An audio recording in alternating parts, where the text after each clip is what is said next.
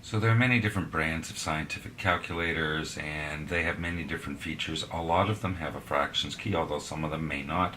So check your calculator and see. Often the fractions key will look like this. It's an A with a B/C, although others might be different. Note that on a trades calculator, often the fractions key just looks like a slash.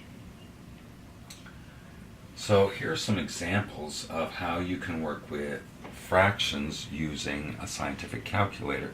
And again, there may be some slight differences between different calculators, but here's how you would do it on this particular Casio calculator. So let's say we want to convert a fraction to a decimal, where you're going to enter a fraction into the calculator by using that fractions key. So I'm going to try 1/2 and see what that is as a decimal. So I'm going to do 1, which is the numerator, and push the fractions key, and 2, which is the denominator, so that enters the fraction into the calculator. And then because I'm just looking for the decimal equivalent, I'm done. I'm going to hit equals, then I'm going to push the fractions key again. And you can see it's equal to 0.5, so 1/2 is in fact 0.5. And if I push that fraction button again, look, it converts it back to 1/2. 0.5, 1/2.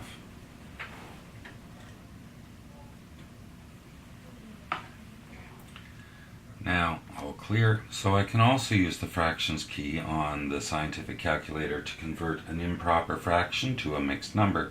So let's say I have the improper fraction 11, fraction key, thirds. I'm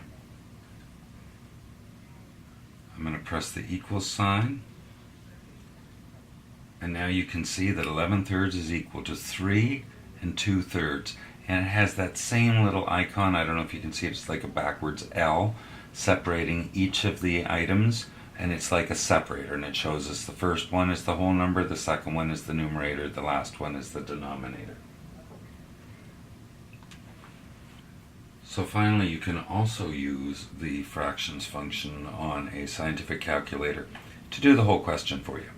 So let's do a fractions operation. We'll start with a mixed number. Say we have 2, fractions key, and the numerator 13, fractions key, over the denominator 16.